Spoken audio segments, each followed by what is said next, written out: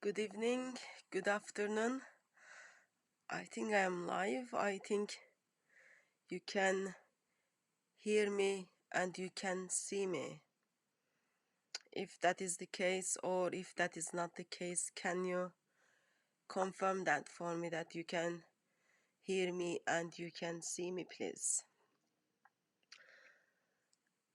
And as you noticed, we have still this funny popcorn sound and it hasn't been fixed.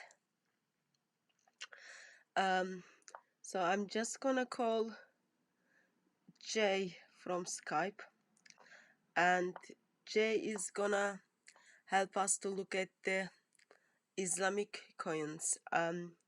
Couple of weeks ago we went to British Museum with Jay, and then we kind of looked at the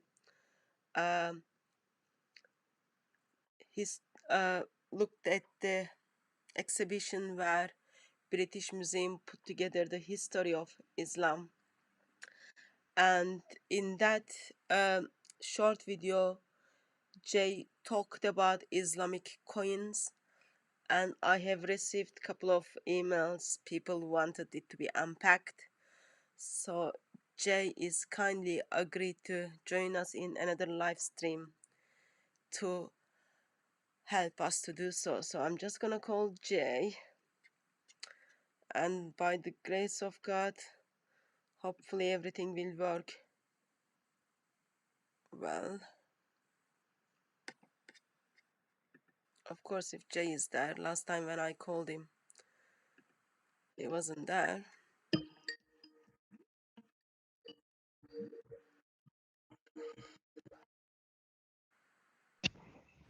Hello, Atun. Hello Jay, peace of Christ be with you. How are you? I'm doing fine, but you look awfully tired. Because I am old. I'm getting old, Jay. You will You're never understand. I'm old. You will never I'm old. understand. You Gray never hair. get You have old. no reason to be tired. Um, I'm doing okay. I just need my makeup, and I need to get younger. I don't think you even know what makeup is. How are you, Jay? I'm doing fine. Thank you for inviting me.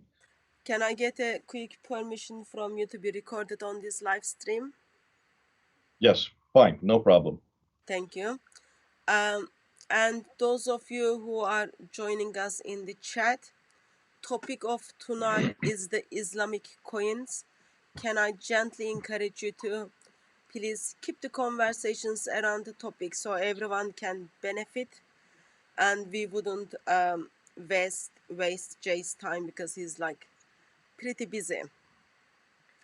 But what I'm gonna do is, I noticed we haven't listened worship songs for a while. Actually, no, I don't know how to do that now. Anyway, nothing. I'm doing nothing. Jay, can you tell us how have you been since last week? What have you been up to? I have been in academic isolation. I am in a really nice little cabin near the mountains. I guess I'd call it a cabin, but I'm completely alone, and that's for a reason. I'm writing a book, and I'm trying to get the book finished. And the best way to do that is to be in isolation, and that I have another 2 or 3 days before I leave this place. So it's been great to. I think we had a live stream last week, and I had another one on Fander Films with Fadi Al Fadi on Saturday last Saturday. So this has been the third live stream I've done while I've been in isolation. Now I'm back, and we're going to talk about this topic. I think the topic is on to concerning coins. Yeah, and so within 3-4 days, will you be finishing the book, or you are just kicked out from the place you are staying? No, I don't get kicked out. I've just decided that this is. I've got to get back to my wife. I've got to get back to my family. My son and his girlfriend are over from England, and they're here for Christmas. I've got to get home so that I can start spending some time with my family and Christmas. And okay, do you want to tell us a little bit about what are the books you are writing, or? What are the Yeah, this titles of the book, books? this first book, I'm going through all the frequently asked questions, the FAQs, and how to answer them. People have been saying when the videos are up there, we need something written down. So I'm taking all that I have been doing the last year. If you go up on Fander Films, I did about a sequence of about 40 different FAQs. What are the questions that are being thrown at us? How to answer them quickly and concisely. The three C's. You know the three C's, Hatun. Yeah. The quick, concise, yet comprehensive. Those are the three C's. And so I'm putting them into a book because people can't look at videos all the time. So that's what I'm doing at this period. Now, the next one, of course, will be then the internal critique of the Quran, looking at all the internal problems with this book here. And the one that I'm also working on is the external critique of the Quran. That's the historical problems. I've been doing that with you. I've been doing that with Al Fadi. That's looking at the 12 areas. There's 12 areas that I'm now confronting. Some of them we introduced at Kensington Temple, KT, in September when I was back in England. And then the other books that I'm writing on are looking at the scientific problems with the Quran, and then moving on into the polemics. What are the best questions to ask Muslims? What are the questions that we need to go that direction rather than always coming towards us? So those are the 5 books that I'm working on at the moment. I think the last book is gonna be very easy. The last one, the polemics. Yeah, because Yes, any question about Islam you ask Muslims, they have no answer. So your book should be just in every page, just ask a question.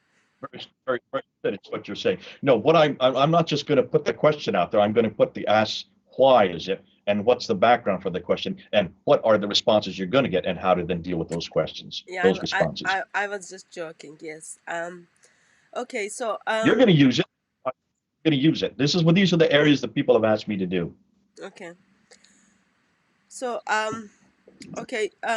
Just reminding those of you who are watching, tonight's topic is Islamic coins, the ones we looked at British Museum. So Jay is just gonna go ahead and unpack that for us. I think you will want me to share some pictures, Jay. Yeah, I think why don't we start out?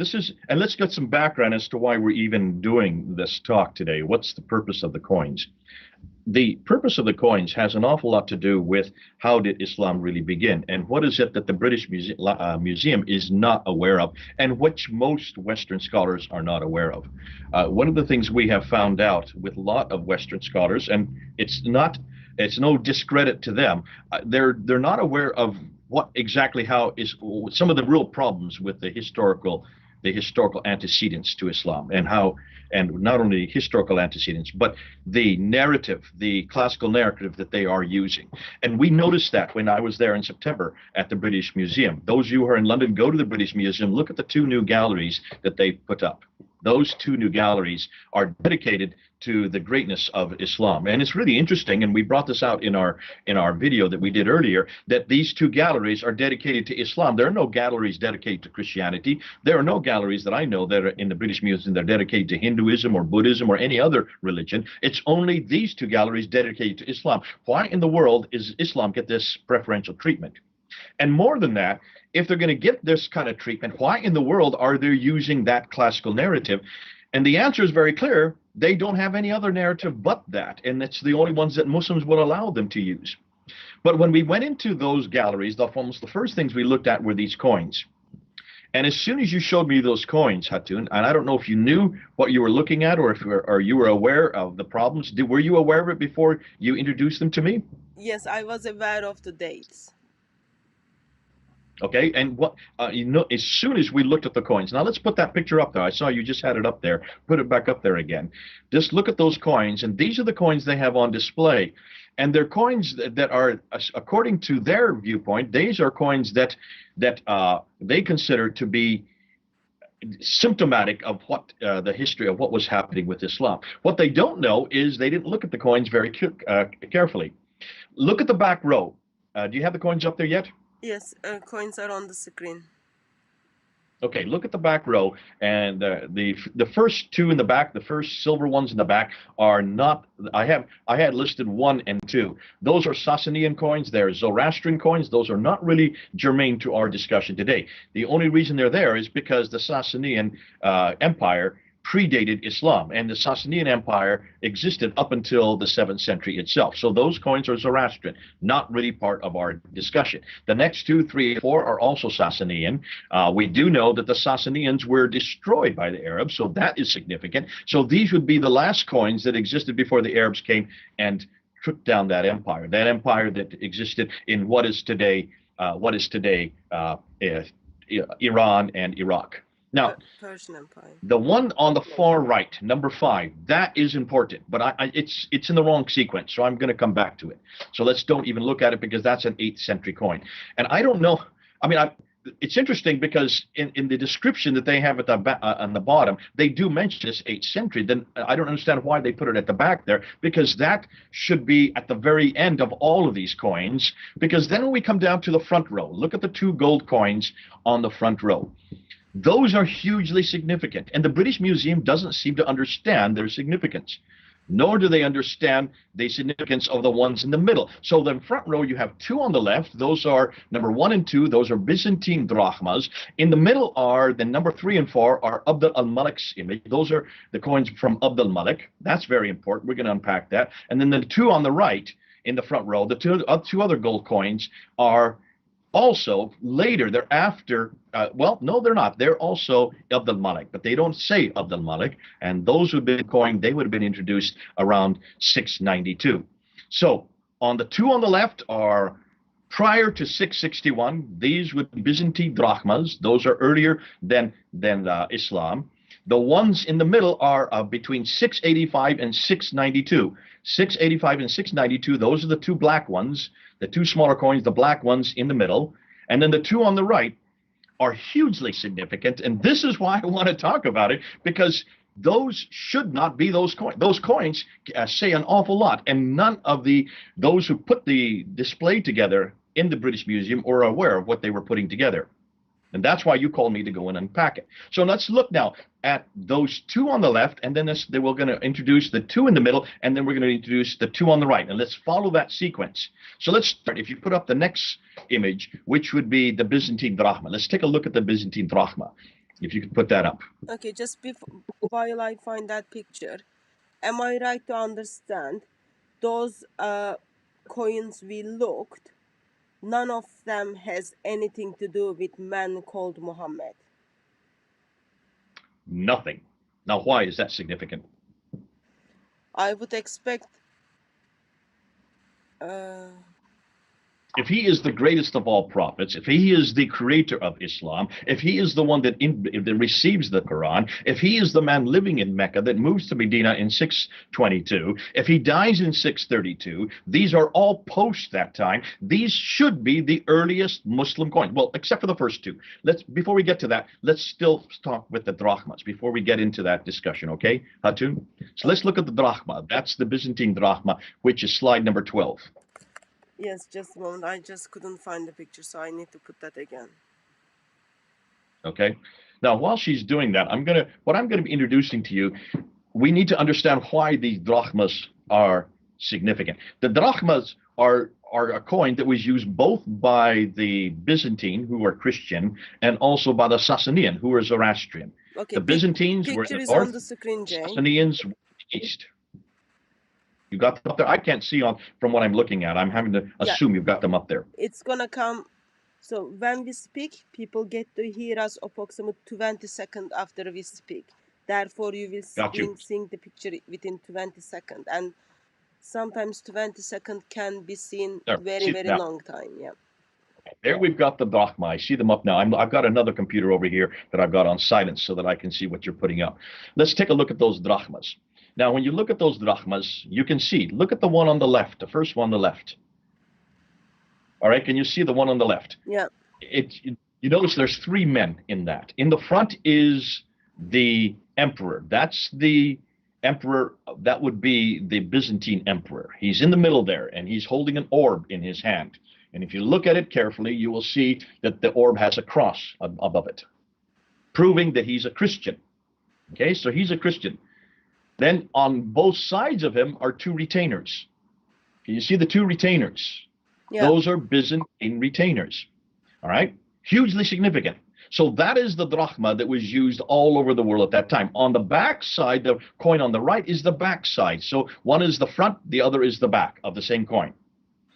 Front side, you have the emperor with two retainers, Yeah. and they have an orb in their hands with a cross, proving that they are Christians, that they are Byzantines. The back side then has a pedestal with a Byzantine cross. That's the Byzantine cross. Again, the cross of Jesus Christ, proving that they're Christian. Hugely significant. Now, those coins were used both in the Byzantine world, which were really the financial capital, the financial power of its day. That's why they were the superpower, the financial superpower, and that's why anybody that wanted to trade with the Byzantine had to use those coins, the drachmas, with the clearly a Christian significance. Okay? Yep. Now I want you to show you the next set of coins, which are the Sufyani dirham. Sufyani dirham, which is slide number 13. Well, as she's bringing it up, you're going to see that it's very much the same coin. It looks pretty much just like the coins of the drachmas that we just looked at. However, there's something hugely different, and you're going to see this as soon as she gets it up there. When you look, and you can tell me when you have them up there so I can start talking about it. Yes, it's up there, Jay. Okay, now let's look at the second set of coins. Again, looks like the exact same coin, right? Until you look at it very carefully. Look at it very carefully. I see you're bringing it up larger. If you can just enlarge it so it covers the whole screen. Look at the left side, which is the front side. Notice that you still have it should be an emperor, but it's no longer an emperor, it's a caliph. You notice he has a turban on his head. What's more, he has the orb, but the cross has been taken off. And can you see that? There's no cross above the orb. So this is distinctly a statement they're making here. This is the caliph, the Sufyani caliph. Who are the Sufyanis? They are the first family of what we know as the Umayyad Caliphate. The Umayyad Caliphate comes to power in 661 at the Battle of Siffin when Muawiyah, who is the first of the Umayyad Caliphates, the first of the Sufyani family, he destroys Ali at the Battle of Siffin, kills Ali, takes over control, becomes the caliph, and he is the first beginning of the first supposedly Islamic empire. Am I correct? This is the beginning of the first great Islamic empire. Now, be careful, be careful. Muslims will say, no, there were 4 other caliphs that came before him. That's true. According to them, there are 4 other caliphs that come before him. You have Abu Bakr, who comes from 632 to 634. You have Umar, who comes from 634 to 644. You have Uthman, who reigned from 644 to 656. And then you have Ali, who reigned from 656 to 661. 661, Ali is killed. The 4 rightly guided caliphs are then destroyed, and the Sufyanis, who are a family within the Umayyad dynasty, take over power. So these coins are their coins. They introduced these coins. Notice how similar they are to the drachmas. Yeah. They're almost exactly the same. Why would they do that, Hatun? They're just identifying themselves. True, yeah. They're identifying themselves. These are the new men on town. But hold on a minute. Are Muslims allowed to use images? If they follow Sahih Bukhari, no. So you're saying if they follow Sahih Bukhari, but I've been told that this is something that comes all the way time from Muhammad. It is Muhammad that would allow anybody to use images. Am I correct? And it's Sahih Bukhari who tells us this. But it looks like, because Sahih Bukhari was put together in 870, so people in 600s were not aware of what Muhammad said if they are using images. Unless, of course, this was not a problem for Arabs. And more of that, let's then get back to why do they have those images of the caliph, which would be Muawiyah, and his 2 retainers on the coin? Why are those images up there? There are 2 reasons. One is what you've already intimated. Back there in the 7th century, they didn't have TV, they didn't have newspapers, they did not have any of the media outlets that we use today. They didn't have internet or anything else to pretty much tell the world who they are. They had to use coins. Coins were the means by which you now announce that you are now in power. You announce yourself, and what you do is you put your image on your coin to announce who you are. But if you are the new people in town, if you are the new ones, and in order for you then to be able to trade with your partners, your Byzantines and the Sassanids, because you have to have trade with the Byzantines because they're the big superpower, you're going to have to use coins that are similar to what they already know. And that's why the dirham is created. It's created by the Umayyads, the Sufyani family, to be able to trade with the Byzantines. So they have to use a coin that looks very similar. And that's why they look so similar, these two coins. But in order for them to make sure that they show who they are, they're very clearly not Christians. They don't want to be identified as Christians. So that's why when they introduce their image of their caliph, they take off the cross from the orb, right? So Yeah, no, these are cannot you cannot mistake the fact that they're Christians. Are you okay? yeah. Okay, so you I cannot just put mistake. the two pictures together so that people can see them like next to each other. So three Good. men are together, so you can see their head and also their yeah, So the crown is taken off the emperor, yeah, and the what do you call it? turban. The topi is put on to the caliphs. There's the change there.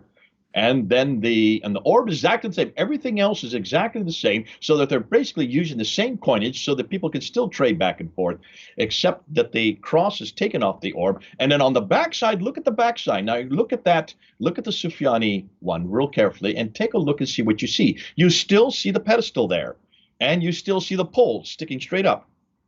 Yeah, But the cross piece has been taken off. So there's no longer a cross. That's hugely important. You can see that there was a cross there. There's no longer the Byzantine cross. They've taken the cross piece off. So no one can mistake that this is a cross or a crucifixion or a person of Jesus on the cross. That's why they are now, they have to have the same coin. They have to have something that looks pretty much like it, but they take off the cross piece. That's in 661. That's why the date is hugely significant. So from 661, then, these coins are used. They don't call it the drachma, they give their own name. And the dirham is the equivalent to the drachma as far as currency is concerned. It's the Arab name for the drachma, it's the Arab dirham. Hold that. I'm going to come back to that later on about something else I'm going to say. But let's take that under our belt and just to understand that. Okay. So that's introduced in 661. The Umayyads are the ones who, where do they live? They will live way up in Damascus. So their trade is with the Byzantines. They've already destroyed now the Sassanid Empire. They now control the Sassanid Empire. They are now moving up. They have already moved. They're starting to move across North Africa. They're starting to move towards Andalusia, which is Spain today. And their biggest partners in trade would be the Byzantines. But they're not going any further north because the Byzantines are too powerful. They're also going east. They've already taken over and destroyed the Sassanids, and they're moving east, and they're going to finally move all the way up to the east, all the way over towards India, or in your case, this way, all the way towards India. So from Andalusia, I'm sorry, this way, from okay. Andalusia, Spain, up to India over here, that's that whole swath of land that they're going to be controlling, which means they also control the trade. That's why they need their images. That's why they need their coins. That's why they need to show who they are. Now, if they are truly Muslims, why wouldn't they have Muhammad's image there? Or Since name of image doesn't a Allah. problem. Go ahead. Or name of Allah. Or even the name of Allah. Or the Shahada. Father. There's only one God but God. Yeah. Why don't they have that? Why do they have images when we know that no Muslim is allowed to have any image? This isn't idolatry. That's why Muslims, even today, they destroy any image. When you go to Turkey, uh, your country, when you go to Turkey and you look at all of the churches there, if you look at many of the churches, in fact, we even saw this there in the British Museum. We showed one terracotta that was from Turkey, a beautiful mosaic, and all the faces had been Heads of. scratched out. Yeah. All the faces had been scratched out, and you can see this all over Turkey.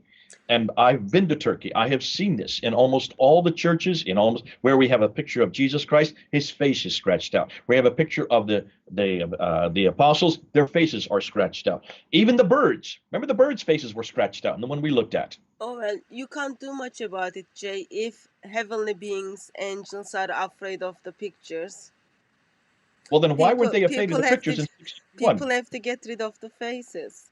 But as I Then said, in the 7th century, probably people who were more close to Muhammad, as they were not aware of it, since Bukhari came approximately 250 years after Muhammad. I would say it's earlier than Bukhari. I would say that this is something that was introduced quite a bit earlier. But hold on a minute. We'll get to that, okay? Nonetheless, we know then by 661 there is no reference to Muhammad. There is no image of Muhammad. There's just this retainers, these caliphal retainers, in this case Muawiyah, introduced in 661. And then if you look at the numismatic section of the British Museum, you will see in the numismatic section that all the coins for every one of the caliphs that come after to have the image of that caliph. All right? Yeah. Up until 680, when Marwan is from a different family within the Umayyad Caliphate. He then takes over, destroys the Sufyanis, and takes over the Caliphate. His image is on his coin. And then his son, Abdul Malik. Now, Abdul Malik is enormously significant because Abdul Malik then comes to power in 685. His father dies. He takes over power. 5 years. Marwan only ruled for 5 years. He dies in 685. Abdul Malik comes to power. And what does he do? Well, like every other caliph before him, he mints his new coins. So let's look at those coins. Those are the second. This is the third set of coins I want to put up. And these are the coins. This is the coin with Abdul Malik's image on it. And he has a huge, big sword. So this is the coin that now shows that even Abdul Malik is falling into the same pattern of those that predecessed him. The predecessors all did the same thing. Why would not Abdul Malik do the same thing? And he does. So on the dirham that he coins and mints when he comes to power in 685, if you're going to put that, you can see it there. There it is. There is Abdul Malik on the left. That's the front side of the coin. And we On the can back see, side of the coin, Islam is the religion of peace, and then we can see big sword he's wearing on the coin. Now, why is that significant, Hatun? Because Islam is the religion of peace, Jay. Says tongue cheat facetiously. You never can take anything Hatun says as face value. This is her sense of humor, and this is okay. We understand it because we can see that she's laughing at her jokes, and we love to laugh along with her. God bless you, Hatun. That's correct. So there you can see the big sword, the big man with the big sword, and that's him introducing. He is now the new ruler. So that's 685.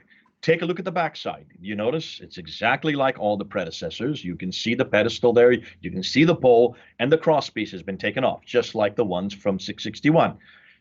On up to 670, 680, up until 685.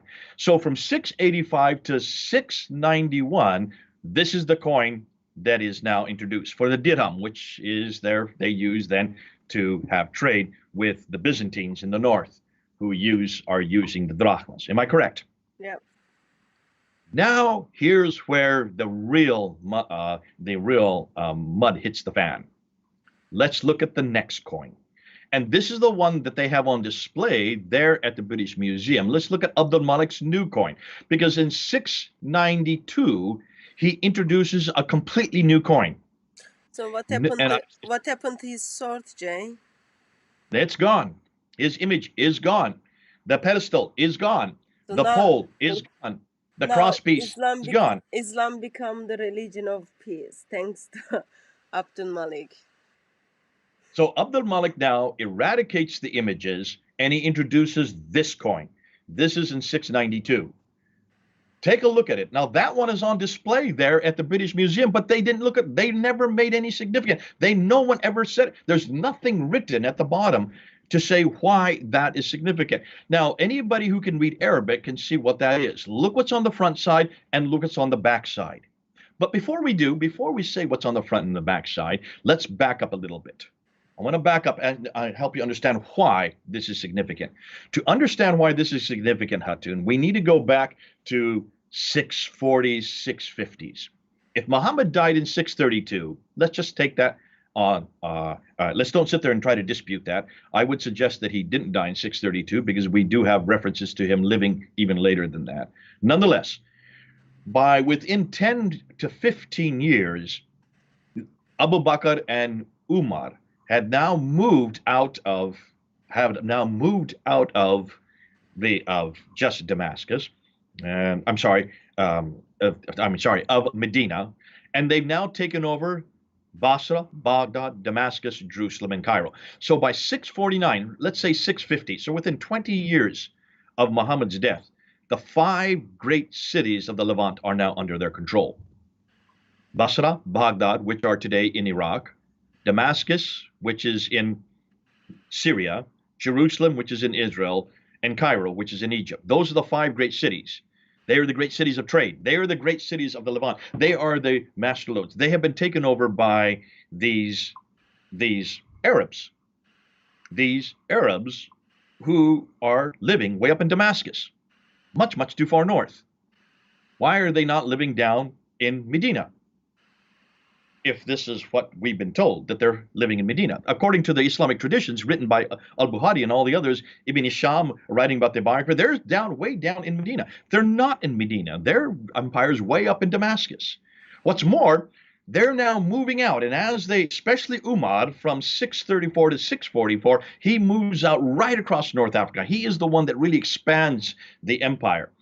This continues on under Uthman, under Ali, and this continues on under the Sufyani family. By the time Abdul Malik comes to power now, in 685, from Spain to India is now under his control, which is the largest area of any empire of that time. This is by far the largest empire of that time. Spain to India, huge empire. But here's a problem. Here's a difficulty, Hatun. They are Arabs, but they don't have any identity. There is no Arab identity. There's nothing to show that they are unique. They have all this expansive land. They have now have really controlled the Byzantines, have destroyed the Sassanians, and now they control all of the Sassanid area. They control much of the Byzantine southern reaches of the Byzantine Empire. That's all North Africa, all the way to Spain. They're going to start moving up into France. By 732, they're stopped there at the Battle of Tours by Charles Martel. But before they do that, 685, now these Arabs have been in power for 40 years. Am I correct? Approximately, yeah. About 40 years, because now we're 685. Yeah, 630 from 632. 640s is when they took over the five major cities. Now they moved out, and now they have this huge swath of land. They see themselves as a descendants of Abraham. They've always seen themselves. That's two of the names they give to themselves are Hagarenes and Ishmaelites. Hagar, the slave of Sarah, who was given to Abraham to have Ishmael, her son Ishmael, and from his progeny are the Ishmaelites. And these Arabs call themselves Hagarenes. They call themselves Ishmaelites. So they see themselves as cousins to the Byzantines, and as cousin Christians, and as cousins to the Jews, up back to Abraham. Now, of course, the Jews and the Christians go through Isaac. The Arabs, who used to be the Nabateans, go through Ishmael. Yeah. Here's the problem. Here's the problem. The Arabs don't have any prophetic line. The Jews and Christians do. All the prophets come in the line of Isaac. No prophet comes in the line of Ishmael, right? Yeah, according to, yeah. The Jews and the Christians have a scripture. The Arabs have no scripture. They are the unscriptured people. This is in chapter 62, verse 2 of the Quran, and chapter 7, verse 157 of the Quran, which is interesting because Umayyun, the word Umayyun, if you ask Al-Fadi or anybody who knows Arabic, Umayyun does not mean illiterate, it means unscriptured. It is a better translation for Umayyun is unscriptured. These are the unscriptured people. These are the ones who don't have a prophetic line. They don't have an identity like the Christians and Jews. And yet the Christians and Jews are the ones that they're battling with. They're the ones that are in competition with. They are in Jerusalem. They have their headquarters in Jerusalem. Though they're up in Constantinople, their sanctuary, the Church of the Sepulchre, is down in Jerusalem. And their pilgrimage is always down to Jerusalem from all over the Byzantine world. You see the difficulty. How are you going to create this identity? How are you going to create your own scripture? And how are you going to create your own prophet? How are you going to get your own prophetic line? And how are you going to then have a revelation that is uniquely yours? Well, this is a problem that Abdul Malik has. And remember, Abdul Malik is the greatest of the Umayyad Caliphate. He is the greatest of the caliphs. He is now at the height of this is the height of the Umayyad Caliphate. This is where they're at the strongest. This is where they have the most amount of land. This is where they are at their most wealthy. And he wants to create this identity. So what do you do in order to create that identity? Well, the first thing you do is you go to where the Byzantines have their sanctuary and you build a large building and you slap it right back, slap back in the middle of Jerusalem, known as the Dome of the Rock. And he does that in 691. He builds that enormous structure there in 691. Now, take a look and see where it's situated. It's up on the hill overlooking down towards the Church of the Sepulchre, which is where the pilgrimages that the Byzantines come to. The Christians all came there. And of course, the Jews see it as their holy city. So both the Jews and Christians look at Jerusalem as their holy city. But you're not living in Jerusalem. You're living way up in Damascus. That's why Abdul Malik builds this building. It's the largest building of its day. It's the largest structure of its day. It's a statement. It's a very powerful statement saying, we are the new people on the block. We are the new, basically, we are now in charge of everybody. And more than that, you do something in that building.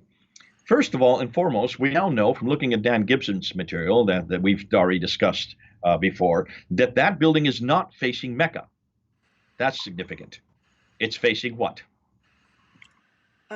It's between Petra and Jerusalem. No, it's facing directly to Petra. Are you talking about this? I think it's between Petra and Jerusalem. It's not. No, it isn't. No, it isn't. Okay. Take a look and go look at Dan Gibson's pictures again. The Dome of the Rock, the entire citadel, the Dome of the Chain. Remember the Dome of the Chain? Remember that one that's next to it? That small mosque that's next to it? Yeah. Remember, the Dome of the Chain is a mosque. The Dome of the Rock is not a mosque.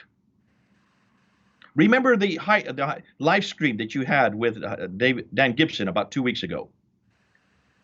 Yes, I'm just trying to find my picture, Jay. Remember, he said this. He was very clear on this, and this is something that most people didn't pick up on. You need to pick up on these things.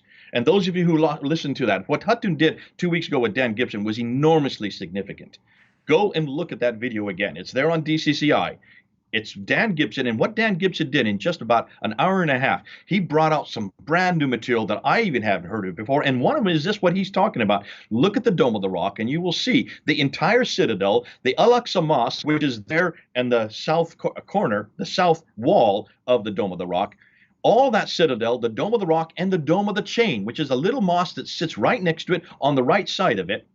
They are all facing directly towards Petra, not in between.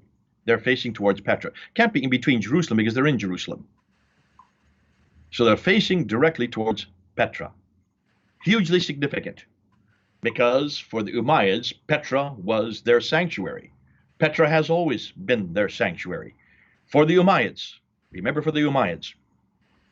So that's the first thing he does. He builds this enormous building. What's interesting, he uses Christian architects to not only design it, but then Christian workers to build it. Almost like he's thumbing his nose at Christianity. Enormous building. You can still see it today. When you go to Jerusalem, it stands out with that beautiful golden dome. Are you still looking for a picture? Yeah, I find the picture. Sorry, that's Damascus Mosque. I'll keep talking while you look for the picture. Sorry. I'll keep talking. So here they built this beautiful building. Now, if you want a picture, I don't have it on the PowerPoint that I sent you because I only give. If you want to look at it, in fact, if you go up to I do have slide, them. I do have them. I've got like slide number 5 on that PowerPoint that I sent you. Look at slide number 5. I've got it right there. I do have them, but in that slide, I've got like 281 pictures. So that it was okay. On yeah. 5 of the PowerPoint that I sent last night. Anyhow, let's keep going. So when you look at that, when you look at the Dome of the Rock, when you look at Al-Aqsa Mosque, and when you look at the Dome of the Chain, all three of them, in fact, the entire citadel there in Jerusalem, all three of them are facing directly towards Petra. And that's hugely significant. But the dome of the train change it helps us. That just helps us to know where the Qibla is. That's the Qibla we're talking about. So you build this enormous structure, and then you build. Now, remember, that structure has been destroyed and rebuilt 11 times. So we don't have the original part of that building, except for the two ambulatories. Now, can you go up to that slide that I have of the ambulatories on my PowerPoint that I gave you? Um, Number I, 7 and slide number 8. I don't know how to share the PowerPoints, Jay. Okay, that's all right. Okay. For those people who are able to go up on our power, if and we'll have to do this another time when we actually do unpack this part of it. This is not really what we were planning to do. We weren't planning to do this part, so don't worry about it. I'll just explain. I'll explain to this so people can understand. When you look at the Dome of the Rock, the only original part of the Dome of the Rock that still exists today are what we call the inner and outer ambulatories. These are the circular octagonal arches that surround the rock itself. And there's an inner one and there's an outer one. And on those inner and outer ones, those are the only part that were originally built in 691 by Abd al-Malik. Now, on those ambulatories are inscriptions written in Arabic, and you need to look at those inscriptions. There you go. There you've got it right there. So you can see it now. Take a look at that. If you look on the left side and look on the right, there you see the two. Look where the two green arrows are pointing to. Those two green arrows are pointing to the inner and outer ambulatory. Now let's go to the next slide after that. If you can put the next slide up, just hit it with your cursor, because the next slide then shows those inscriptions. On those inscriptions, which is the only original part, on those inscriptions are Arabic. But what are they saying? Now, when you ask a Muslim why the Dome of the Rock is important, what its significance is, they'll say it is the third most holy shrine in Islam. And the reason why it's significant is because this is where Muhammad was woken up in the middle of the night, and he was told by the angel Gabriel to get on the back of the winged horse called the Burak, and he flew from Mecca. This was supposedly happened in 621. Before he moved to Medina, he was still living in Mecca. He was told to get on the back of this winged horse called the Burak, and he flies from Mecca all the way up to Jerusalem. Then at Jerusalem, he then goes up to the seven heavens and meets Allah, and Allah tells him to pray 50 times a day. He comes down to the fifth heaven, according to, this is known as the Miraj, and he comes down to the fifth heaven, and Moses says, how many prayers did you do? And he says, I did 50. He says, no, get it down. So he bounces back and forth between the seventh and the fifth heaven and gets it down from 50 to 45 to 30 to 15, 10, down to 5 prayers. And Moses, okay, that's enough. Go on back down to earth. He comes back down to Jerusalem and flies on back down to Mecca. That is known as the Mi'raj, and that's why the Dome of the Rock was built, according to what Muslims tell us today. According to Al-Bukhari, every Muslim that you ask today, why was the Dome of the Rock built? It was built because of that event. The Miraj, Muhammad going up to the seven heavens, flying on the winged horse called the Burak.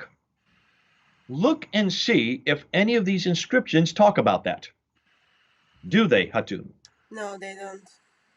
They don't say a thing about the Burak. They don't say a thing about Muhammad going up to Jerusalem. They don't say a thing about going up to the seven heavens. They say nothing about Moses or about the 5 prayers. None of this is on those inscriptions. And those inscriptions were created in 691. Those inscriptions are Quranic. They are Quranic. But they say nothing about the Miraj. So what do they say? Well, let's take a look at them again. Look at them carefully. And you will see that there are Quranic verses. If you look at them, you will see, and I've got them on slide number 9, if you want to put slide number 9 up. Slide number 9 shows 3 of the major inscriptions that are up there. Chapter 4, verse 171 of the Quran. O people of the scriptures, do not exaggerate in your religion, nor utter aught concerning Allah, save the truth. The Messiah, Jesus, son of Mary, was only a messenger of Allah. This is slide number 9. There you go. And his word, which he conveyed unto Mary, and a spirit from him. So believe in Allah and his messengers, and say not 3. Cease. It is better for you. Allah is only one God. Far is it removed from his transcendent majesty that he should have a son. So here you have chapter 4, verse 171. That's nothing about the Miraj. That's nothing about Muhammad going up to the seven heavens. There's nothing about the Burak there. There's nothing about Allah or Moses conferring or anything about five prayers. It's all attacking Jesus Christ, is it not? It's attacking the Trinity. It's attacking Jesus' divinity. It's attacking also his sonship. I think this is where Muslims learned soon after you question Islam. They attack Christian faith because that's what their early leaders do. They can't defend Islam, they can't explain Islam. So, what do? They attack Christian faith, and this is the historical evidence for that. And from the very beginning, if this is the earliest Quranic material we can find, 691. Now, I'm sure there are Muslims who are listening right now, and there are people who are listening say, hold on a minute, there are much earlier than 691. No, they're not. We're now showing and we're now proving that the earliest manuscript, the earliest fragments come much later. But what we do know is that this is the earliest dated fragment. This is the earliest Quranic because we can date it. Because this is the great thing about buildings. Whenever you have inscriptions on buildings, we know when the buildings were built. This was built in 691. Interestingly, this is attacking Jesus, his divinity, the Trinity, and his sonship. Then you get chapter 17, verse 111. Praise be to God, who hath not taken unto himself a son, and who hath no partner in the sovereignty, nor hath he any protecting friend through dependence. Who is that attacking again? Christian faith. It's attacking Jesus Christ. It's attacking his sonship, and it's attacking the fact that he hath no partners. That is attacking what we know as shirk, that Jesus cannot be God because God has no partners. That's from chapter 5, also chapter 5, verse 72. It says that as well. Let's go to the next one. And here's where this is probably the most important one. This is Surah 112. Hold on to that. Hugely significant. What does Surah 112 say? There is no God but God. He is one. He has no associate. Who's that attacking? He has no associate? Jesus again. Say he is God, the one God, the eternally besought of all. He begetteth not, nor was he begotten. Who is that attacking again? John 3:16. Yeah. Jesus, the begotten Son of God. Again, his sonship. God cannot have a son. He does not begetteth. That's attacking the Bible, specifically John 3:16. And there is none comparable unto him. And now look what it says next. Muhammad is the messenger of God. This is the first time we see Muhammad's name introduced on any inscription. And it's introduced at the Dome of the Rock in 691. So take Just let a me look just at these three. just let me make a point, Jane. So not only one of their earliest writings is attacking Christian faith, Christian core doctrine, since Islam and Muhammad is undefendable. As the last part you read, Surah 112, can I just express that in the Quranic version of Surah 112, Muhammad is the messenger of God is not there. Just make sure like people are aware of it. Okay. And notice what's the beginning of Surah 112. Look there on the Dome of the Rock. There Yeah. is no God but God. He is one. Where is Muhammad as a messenger of God right after that? God So the knows. Shahada is not complete there. Have you noticed that? Yeah, yeah. Even on the Dome of the Rock, they have not made a complete Shahada. The But Shahada, La ilaha illallah, Muhammadur Rasulullah. That's the Shahada. La ilaha illallah. La ilaha illallah. That means there is only one God but God. Muhammadur Rasulullah, then Muhammad is his messenger or his prophet, has to be part of the Shahada. The Shahada is not complete there. This is an incomplete Shahada. It's introduced on the Dome of the Rock. And what's fascinating to me, this is the problem with the Quran. You will not find the Shahada as a complete form anywhere in the Quran. so we've got the part where it says say he is God, which is like Kulufallah Yuhad Allah Samad part. That is Surah 112. It is finishes like Muhammad is his messenger. It is not part of Surah 112. And the That's right. beginning part that there is no God but God, he is one, he has no association. That's not part of Surah 112 either. So this is all material that has been introduced by the Dome of the Rock, which is not paralleled in the Quran. Can you then see that this predates the Quran, yet it is introducing, because what's fascinating is look and see what happens after these inscriptions are put up. Okay? Now, when these inscriptions are put up on the Dome of the Rock, 691, what else does Abdul Malik do? Well, to understand that, you need to go back to another researcher. His name is Yehuda Nevo. And Yehuda Nevo is a researcher at the University of Jerusalem, has done the germinal work on looking at all the inscriptions. And when you look at all the inscriptions from the Arab inscriptions, he did this, he's probably the only one that's done this kind of germinal work. And he did from 650s, 60s, 670s, all the way up until the 680s. And he looked at what they call the Caliphal Protocols. And the Caliphal Protocols are the official documents for the caliphs, the rulers, the Arab rulers at that time. And what he noticed when he looked at all of these protocols, these official documents of the caliphs, there were no reference to Muhammad in any of these caliphal protocols. There was no reference to any people called Muslims in any of these caliphal protocols, though they should be Muslims, because these are all protocols from the Sufyani Umayyad period up until the Marwanid Umayyad period. So these are all Umayyad caliph. These are all Umayyad caliphs from 661 on up. There's no reference to any book called the Quran. There's no reference to any religion called Islam.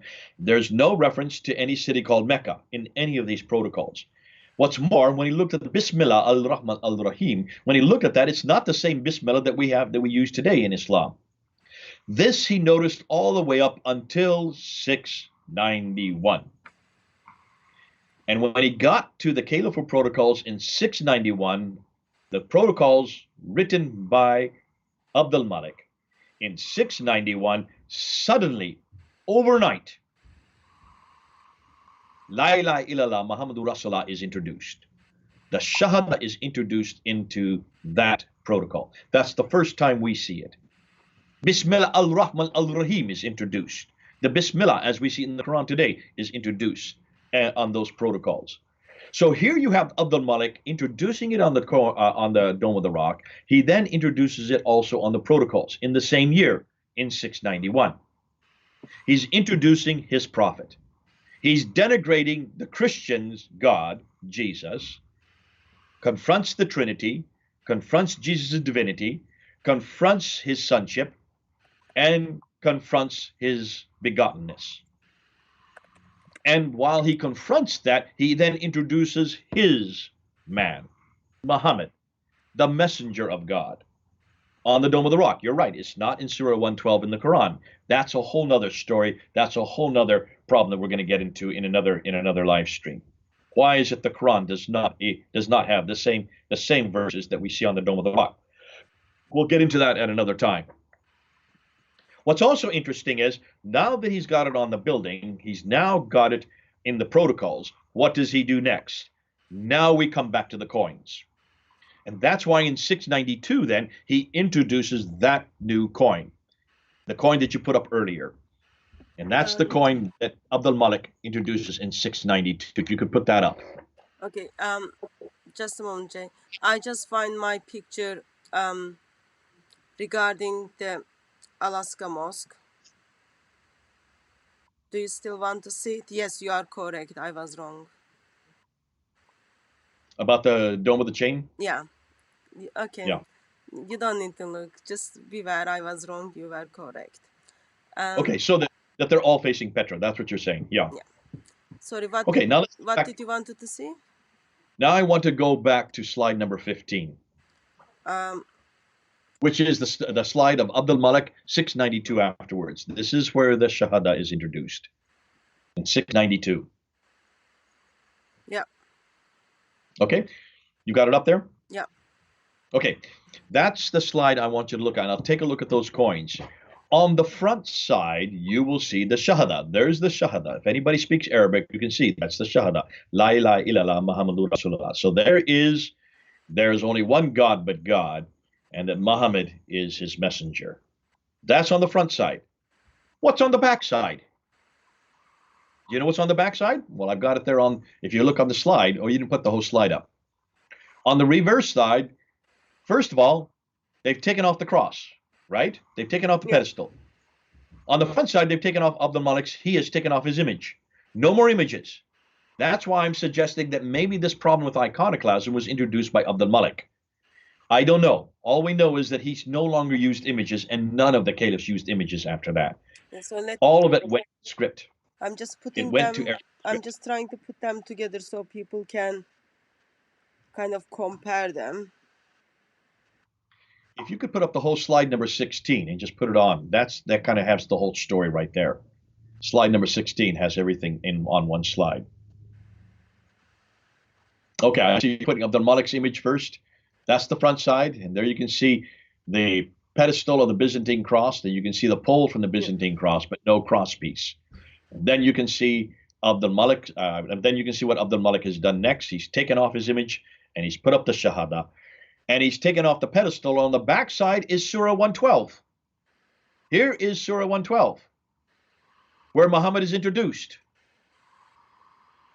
God has no he is against there is no he does not beget nor is he begotten, and Muhammad is the prophet of God.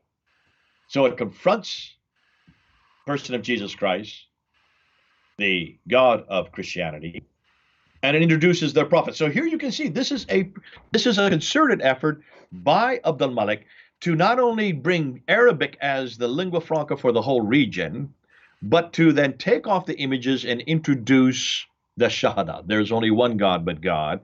Muhammad is his prophet. And then you have Surah 112, where there is now God, for it attacks the sonship of Jesus Christ. He is not begotten, nor is begotten, nor is begetteth. And Muhammad is the messenger of God. Introducing those two pieces, which are both found on the Dome of the Rock, not in the same sequence. So this is a year later. So what's Abdul Malik doing? He is now introducing his prophet. But in order to have a prophet, then you need to have a book. Am I correct? Yeah, and then we get the Quran. Well, we don't get the Quran right away. You would think we would get the Quran right away. But then we get all kinds of fragments. And we get all kinds of different manuscripts and different fragments. And we're going to get into that in another live stream, because this is a whole new problem when you look at the Quran, because the Quran is not at one point. When we look at the Sana manuscript, you and I did this earlier. Look at the Sana manuscript, which is the earliest manuscript that is, and again, it's only 19% of the Quran, 19 to 22% of the Quran. It's a very small portion of the Quran, and it is dated to 705, the upper layer. But remember, it's a palimpsest. There's a lower layer, and the lower layer has 70 verses. Sorry, has 63. 63 verses with 70 differences, 70 variants from within those 63 verses. And that is not the same Quran that is on the upper layer. Now, most scholars were still doing an awful lot of work. Some scholars want to date the lower layer to the time of Uthman, where I would suggest you better be careful about you can't date ink. So I don't know how they came to that conclusion. But they do know that the upper layer would be around 705, the beginning of the 8th century. The lower layer is probably, I would say it's probably within the last 2 decades of the 7th century. So around the time of Abdul Malik. That would be the beginning of the Quran, because once you have the man, then you've got to have a book. And you can see that's where you start to see the Quran being put together. But even as they're putting it together, they're not in any way is it the Quran that we have today. Because then all of a sudden there's a proliferation of Qurans, and this happens after his son Abdul Malik, Abdul Malik's son Al-Walid comes to power in 705, and he rules from 705 to 715, and you start seeing a proliferation of Qurans, and that's why, bless their hearts, the Muslims on Islamic Awareness website have put up 63 different fragments that they claim are before 719. Remember we confronted that at Speaker's Corner back in September. Remember when we did that? Yeah. And we looked at the 63 fragments. I'm not ready to divulge what we now know about those 63 fragments. I don't say any more than that. But we pretty much can confront that notion that any of them are before 719. That's all I can say right now, because that's a whole nother area of study that I'm going to be introducing in the next few weeks. So But can you see? Go ahead. Let me just kind of try to put those coins together. there is no coin as representative of Islam from the time of Muhammad, even though Muhammad conquered and took the life of other people and take their land. There is no coin regarding Islam, core of Islam, from time of Abu Bakr, Umar, Uthman. By the time of Uthman, Islam May I was stop? already in Azerbaijan and in north of North Africa and what is that other country? Spain part of the world. Andalusia. Still, we don't have any coin represents Islam fully. And then we've got this guy called Abdul Malik. We first see his coin with his sword, which shows Islam is the religion of peace. And then soon after that, images is all gone. Suddenly we've got Shahada plus Surah 112. Okay. May I back up and just say two things? Yeah. It stands to reason, and Muslims will come back to you, and they have a right to say this. It stands to reason that when Islam was first beginning, they would not have coins because they really didn't have an infrastructure then. They were still conquering. And as a result, and you know this happens with any large conquest. Conquests do not have coins to begin with. So they have to use the coins that existed. So they'd have used drachmas. However, you cannot say this after 661, because by 661, the first Arab coins are introduced. Those are the ones we showed. If you put up slide number 16, just put up the whole slide there like you did earlier. Put up the PowerPoint and put up that slide. Everything is in sequence right there on slide 16. Because there you will see, Hatun, that you've got the Arabs finally introducing their coins by 661, which would make sense because they've been in power now for about 20 years. And they have now outstretched, they now need to have a coin to represent them. They've been using drachmas earlier than that. But if this is the first coin that they're introducing, why in the world don't they have Muhammad's image on it? Since they don't have a problem with image at this time. So So I would say you are being very generous because Muslims have a time to take people slaves. Muslims have a time to rape women in front of their husbands. Muslims have a time to get rid of the other people of other faith. Yet they didn't have time to put together their own coin. well, I'm not going to argue with you. That is true. But we are arguing from an argument of silence. What is interesting is with the Sufyani coins in 661, there's no longer any silence because now we have coins to show that these are the first Arabs. These are the first Arab coins we can find. And what do they show? That's what's disturbing. So this is not an argument of silence anymore. Now we're arguing from an argument of historicity because the coins, you can see them. They're right there. Look at them on the upper left-hand side. Sorry, the bottom left-hand side. The bottom left-hand side, when you look at them, those are the Sufyani coins. They're introduced in 661. Very similar to the coins right above them, which are the Byzantine dinar, early to mid 7th century, up until 661. 661, no longer can Muslims say, yeah, but we didn't have coinage at this time. Yes, you do. You have coins. Take a look at them. And there are images. And you have the back side, a half of a Byzantine cross. Then let's go to the upper right-hand corner, and you will see there is the first coins by Abdul Malik, introduced in 685 when he comes to power, to show that he's now in power. And those coins have a sword. You're right. There's his image. He's all by himself. He doesn't have any retainers. He just wants himself to be there because he was a very powerful man. And this is well known about Abdul Malik. He is known as the great Arab reformer. What does he do? He then introduced the Arabic language as the international language. And what does he most significantly do? He builds the Dome of the Rock, changes the protocols, and then that's done in 691, and then in 692, he then introduces those coins. And those are the coins that are hugely significant. The British Museum did not pay attention to this very quickly. They didn't even understand this. And I don't think anybody in the British Museum knows what we know. And this is why there needs to be a critical assessment of how Islam began. If you just want to follow the coins, you can see that there's a problem here. Because I can understand that the Muslims will say, well, that's an argument of silence. Of course, we didn't have coins that early, but you do have coins by 661. And Abdul Malik's coins are well documented there, and they're right there in the British Museum. We've got them up there on the slide right now. And look and see what he does in 692. He introduces the Shahada, and he introduces Muhammad, and he introduces an attack against the Son of God, Jesus as Son of God. So this is very significant when you look at not only the theological battle that's going on, the political battle that's going on. The political battle that the Umayyads are doing with Abdul Malik, that's why he builds the Dome of the Rock right there in Jerusalem, above the Church of the Sepulchre. And that's why from then on out, once you have the prophet, then he has to start, of course, creating a revelation. And that's the problem of the revelation. Now, I want to do one more thing before we move on. Are we ready to move on, or are we going to still, you want to unpack any more of this? We can move on. Can you go to slide number 18 and put that up? I'm not sure if I'm happy for you to move me around with the slides, Jay.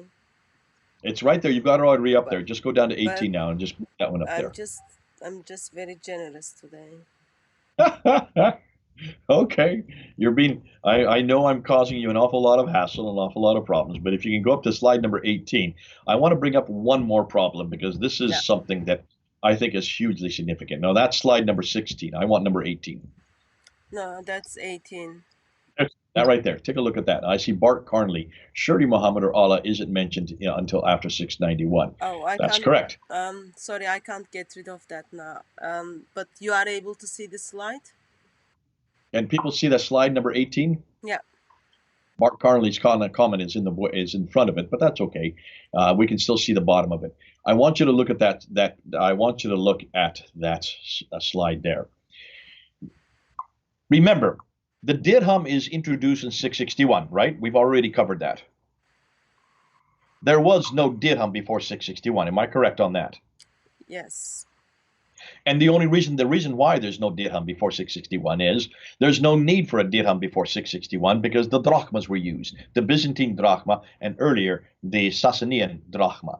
They just used whatever coins they had to hand. They were not a strong enough empire. The Umayyad Caliphate, really created an empire and was able to then control the commerce by 661 with the Sufyani family.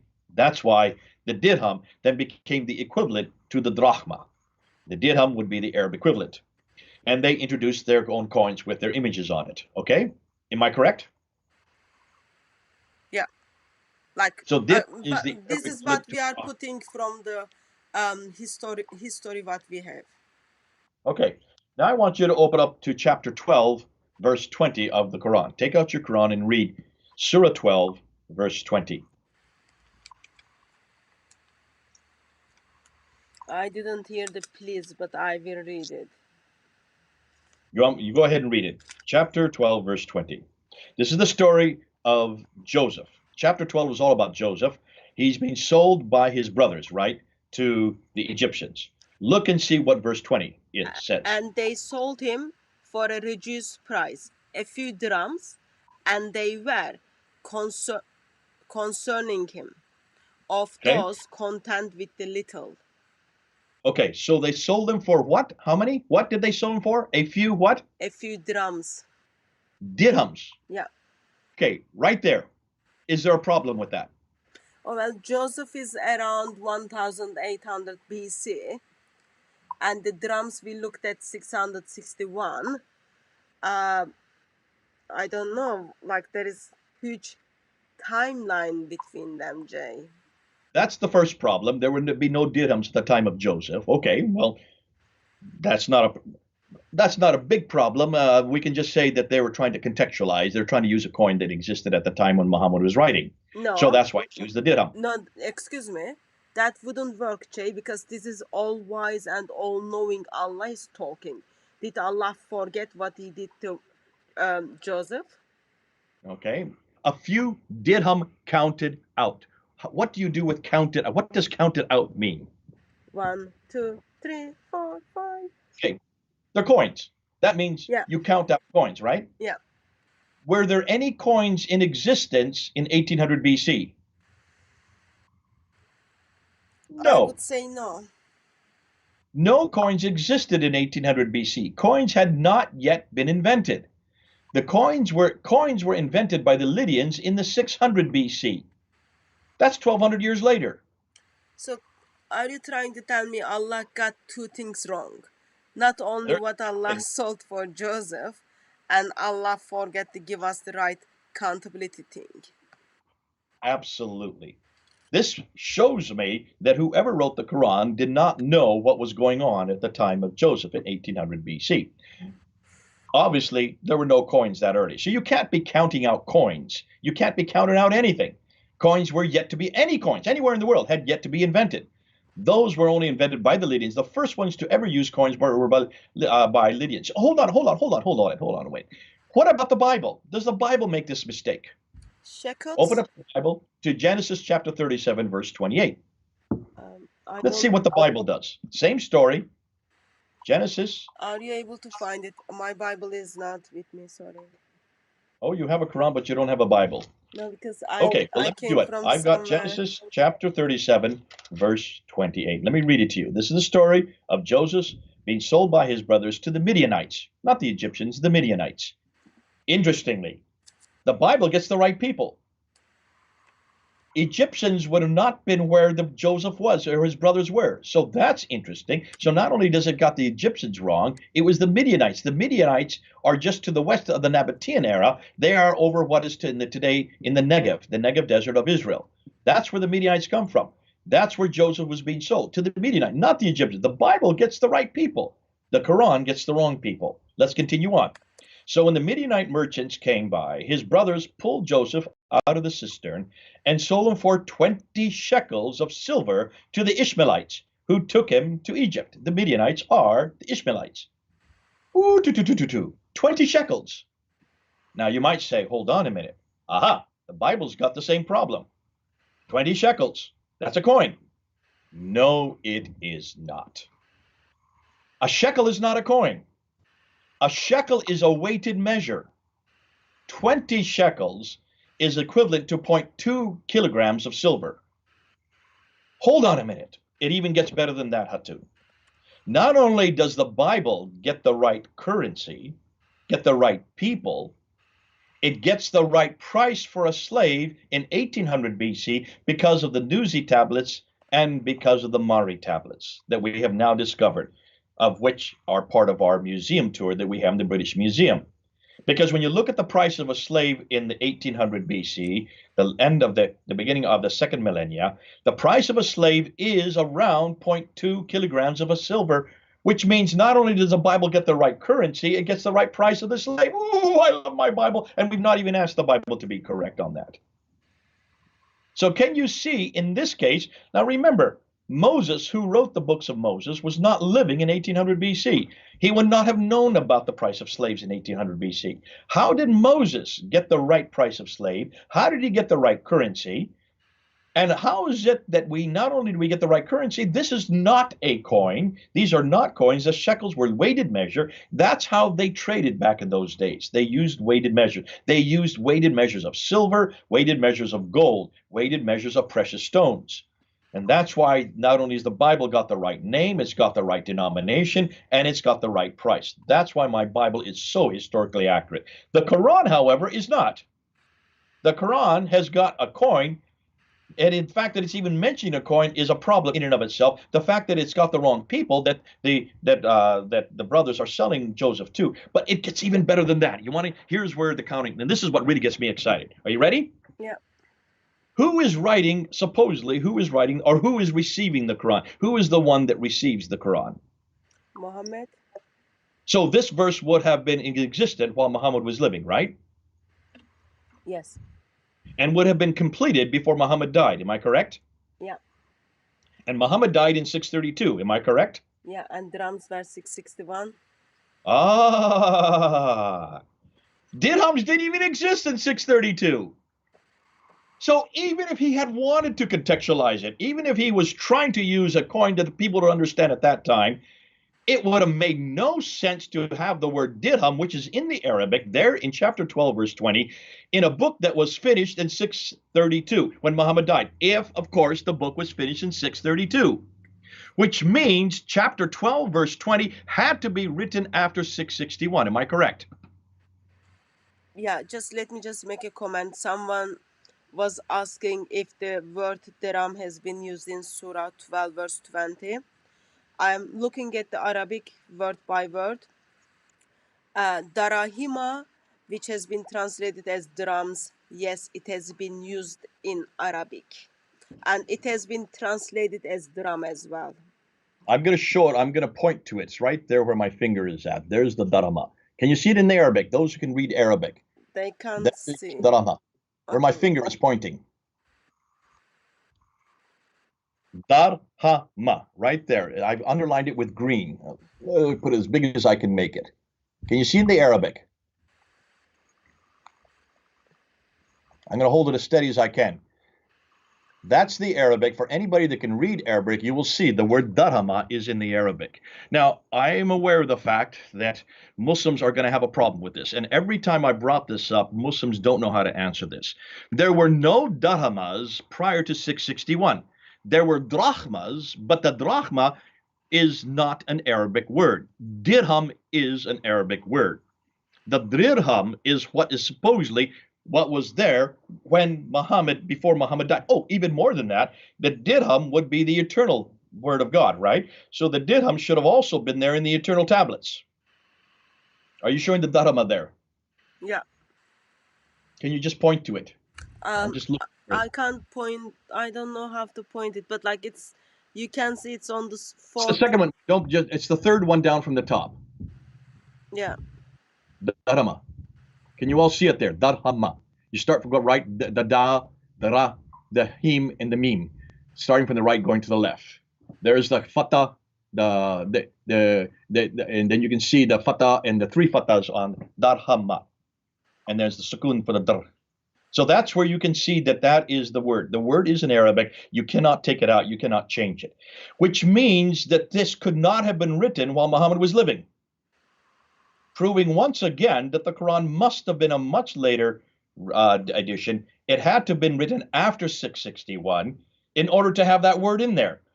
Let me just give you an example. If I, in 1960, I like your pair of glasses that you have on, Hatun. I like to buy those pair of glasses, or I'd like to sell it to you. Let's say back in 1960, I wanted to sell that to you for 200 euros. Would that make any sense if I were to write that I wanted to sell that to you for 200 euros in 1960? First of all, I need to be alive in 1960s. Secondly, did they have like euros in those times? And that There were no much euro euros in was like too 1960. much money, I guess.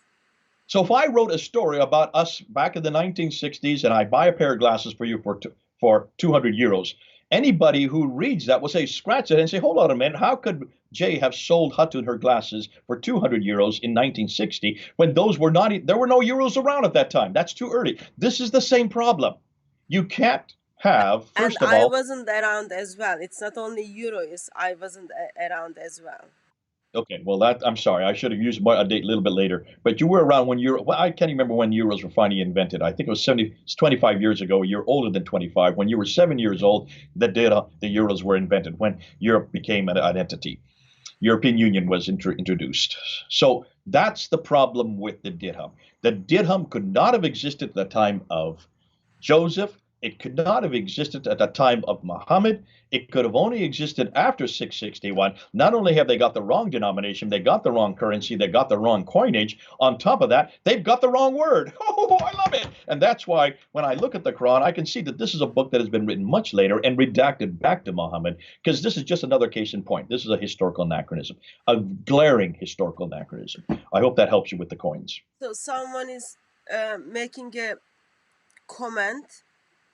Why should they believe in you since you are not even Muslim? Regarding the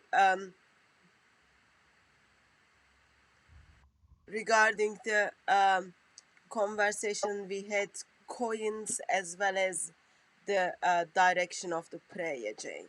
Please don't. And you could be right. We could be lying. We could be making this up as we go along. In fact, we've just wasted about an hour and 15 minutes if we have. If you don't believe me, then go to the numismatic section and go and look it for yourself. Look and see. In fact, go to the British Museum and go to these two galleries and just look at what they get. Look at the dates they give to that coin. Look at the dates they give to the Sufyani coin. Look, and you'll see it's 661. I'm not making this up. You were right with me, were you not, Hatun? You saw the dates at the British Museum. The dates are correct. I'm not disputing the dates. No one does dispute those dates because those coins were introduced. They have the dates on them. They don't call it 661. That's the Gregorian calendar. We look at, and they probably use the dates for that. The Sufyanis and the Umayyads would have their own dating methods. But of course, no one disputes the fact that the 661, which is the Gregorian calendar, that's the date that coin was introduced. No one disputes the fact that in 685 Abdul Malik's coin was introduced. That's not in dispute. And please, we could be lying. You're correct. And because of the fact I'm not a Muslim, this has nothing to do with Islam. Have you noticed? I'm sorry. It does. You don't have to be a Muslim or a Christian or anybody to make this discussion. This is a historical discussion. We're talking about objects. We're talking about artifacts that have dates on them, that have names on them, that have references to them. This is why it's important that you don't just sit there and say, "I can't trust you because you're not a Muslim." It's the fact that Muslims have not done this homework. Show me one Muslim that has even looked at these coins. Give me a name. Show me any work that's been done on these coins by Muslims, and show me any Muslim that has even noticed that the dirham should not be in chapter 12, verse 20. Show me anybody that's written this. I wish Muslims would be self-critical. So I wish they would be as self-critical as we are. I think the issue is when it comes to the Quranic manuscripts, Quran has been in the hands of Muslims probably since they were written. Or like verse scenario, the Topkapı Musaf has been in Topkapı in Istanbul since 1811, like over 100 years ago. 1811. And yeah, so that was the date it was passed to the Topkapı. It's been there over 100 years. 108 years it's been in Istanbul. And when did we get the Altı Kulaç's writings? 2007. So up till 2002, no one had done a study of it. Yeah, so it has been in their hands, and no one even bothered to explain what is inside. Informations have been in the hands of Muslims, and in the mosques, you've been lied to. Coins, they didn't turn up maybe they turned up to the British Museum a couple of months ago, but they were in the hands of Muslims, and they were accessible. But none of you bothered to explain the humanity, historical mistakes Islam makes. Same for the mosques. They've been built from the time of Muhammad, but none of you bothered to explain the humanity. Oh, actually, apparently headquarter of Islam, or the direction of the prayer, was Petra. So because your imams, your sheikhs, your dawa gangs are lying to you, therefore Christians, Jay is very busy over there, but he's making time to put things together for you. It's up to you. You can use the brain Allah give it to you, and then say, oh, why, like, if I was Muslim, all I would do is I would go to my imam and then say, why have you been lying to me? Here's the historical evidence, and I am hearing this from Christians.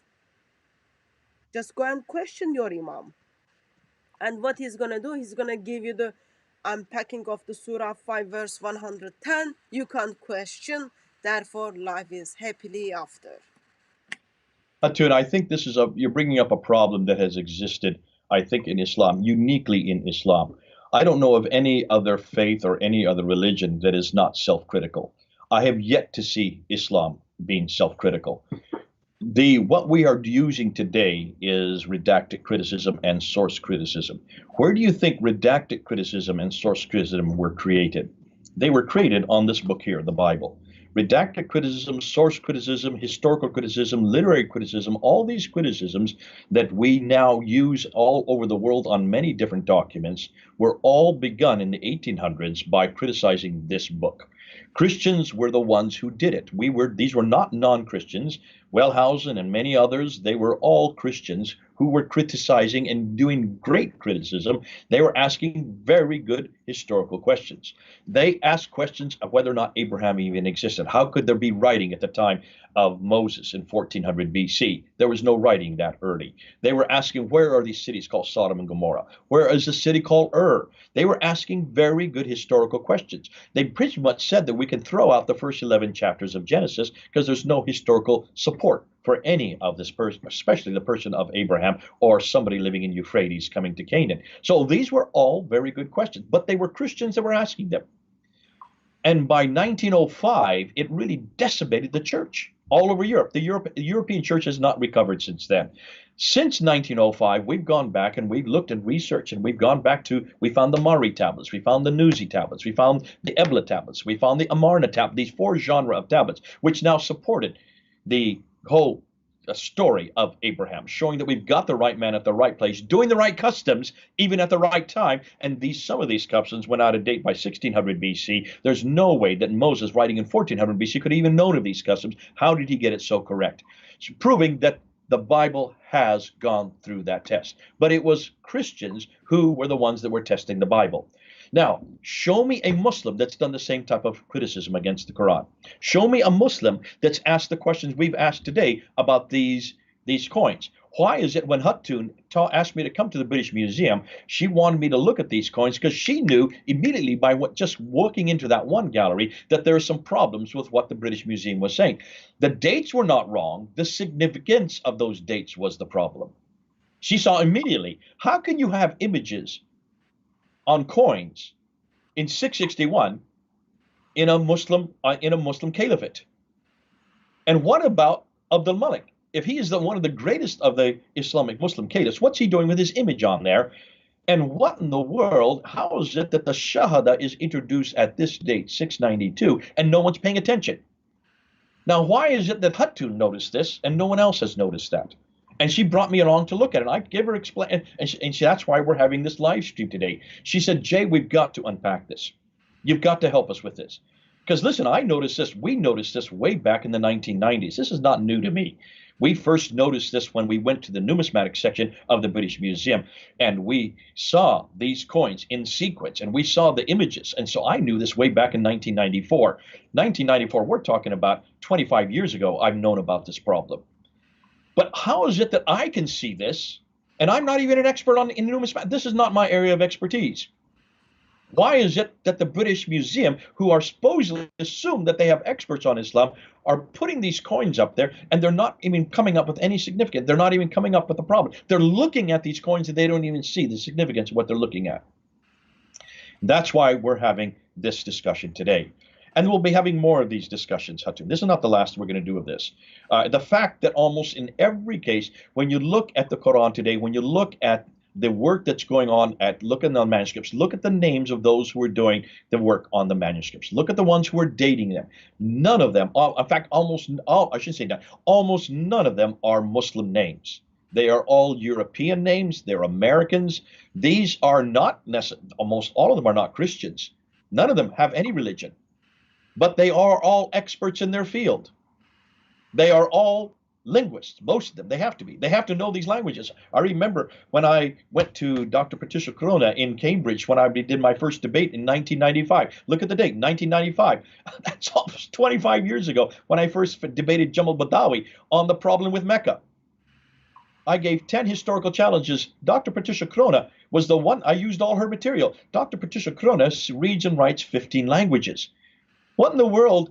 Can you show me any Muslim that reads and writes 15 languages? And she is the one that has gone to the very place where Islam was birthed and asked some of the most damaging questions that have yet to be answered, especially questions concerning Mecca. She is the first one to find the first reference to the city of Mecca in 741. How can no one else have known that? Why is it Muslims didn't know that? You remember when you had your discussion with Dan Gibson just 2 weeks ago? Remember the question you asked him about Mecca?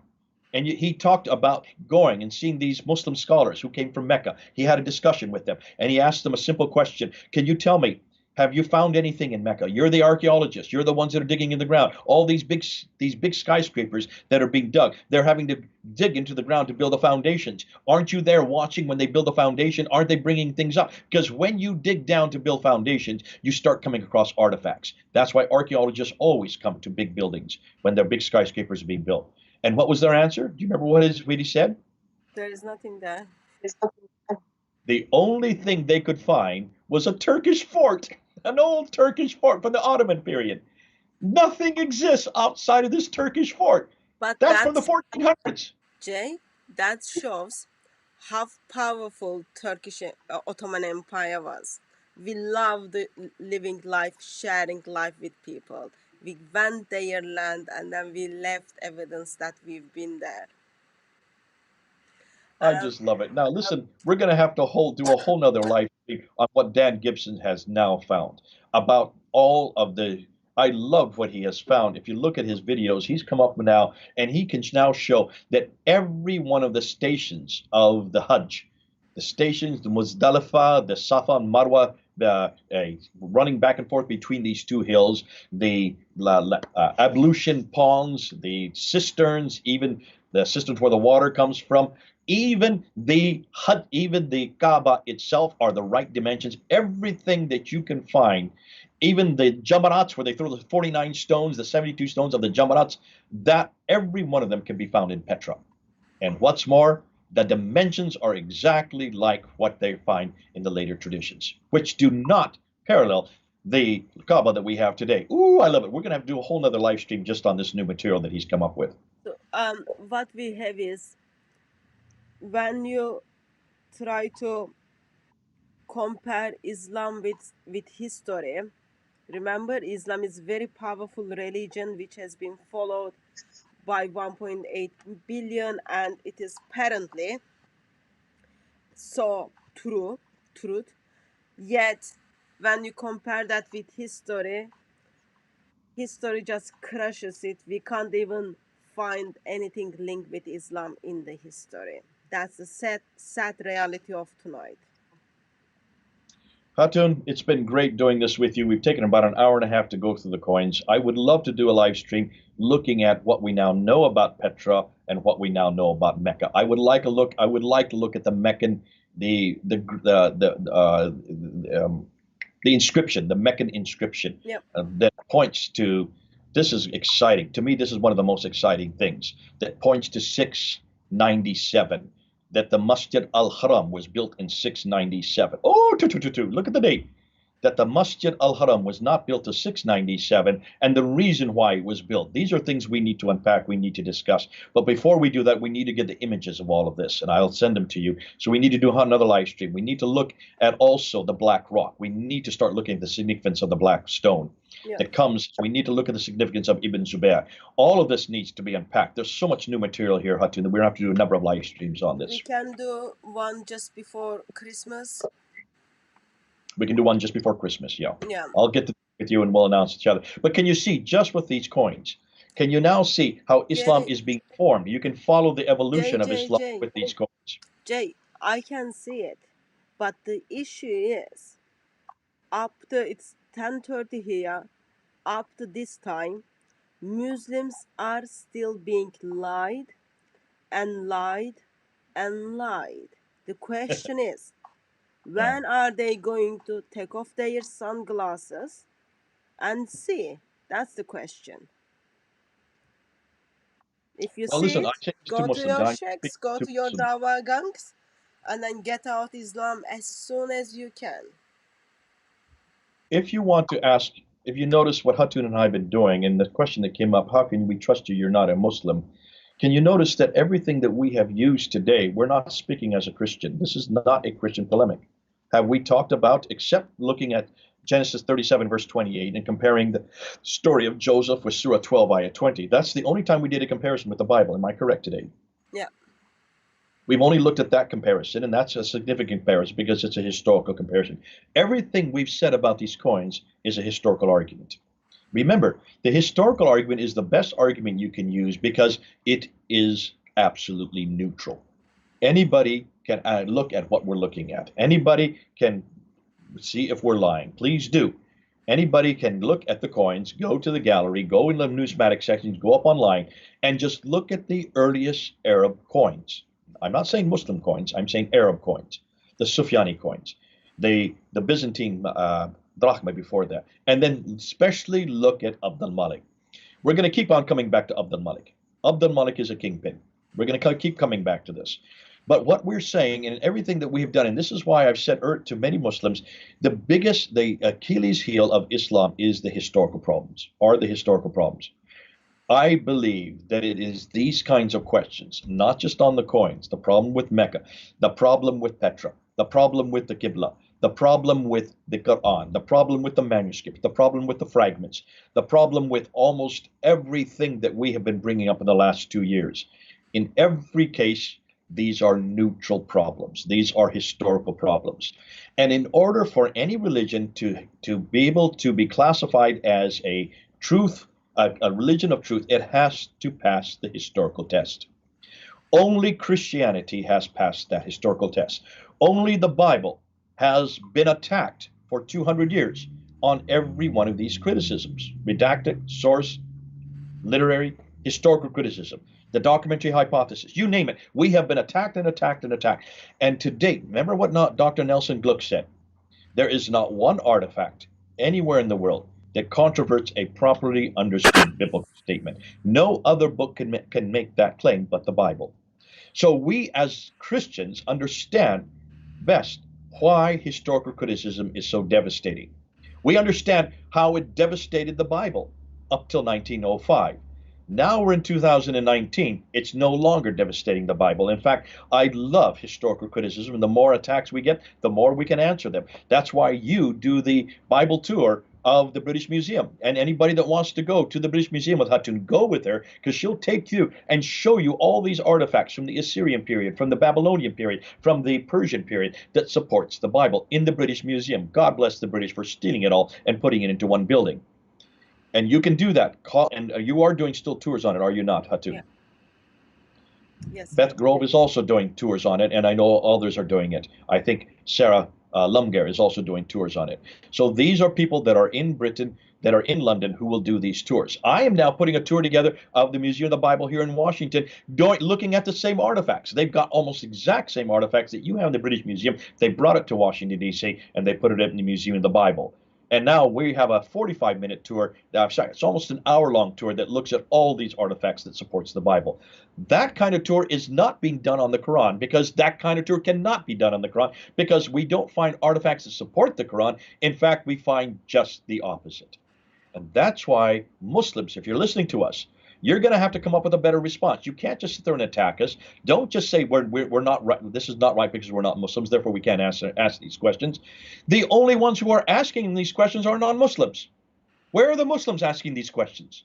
Where are the Muslims doing this kind of research? Why is it we can't find any Muslims who are critiquing this book? They dare not do it, because if you were to do it, you would not live very long. This is the only area of study that I know where what you find and what you say publicly can kill you. We don't kill people for criticizing the Bible. Because We it do not is the kill religion people. of peace. It is not a religion of peace. I know you love to say that, Hatun, and you keep on drilling it into our heads. You're trying to persuade us, but you do it tongue in cheek. I know you're doing it facetiously, and God bless you for trying. But you're never going to persuade anybody, because the more you say it, the more we find it is anything but the religion of peace. But Henry, folks, please come back to a book that has gone through the test. Come back to a book that does stand to every historical critique. Come back to the book that points to one man. And who's that man? His name is Jesus Christ. And we always end with Jesus Christ. Every live stream we do, we want to end with him. Because here's what this book is all about. It's all about Jesus. It's all about him.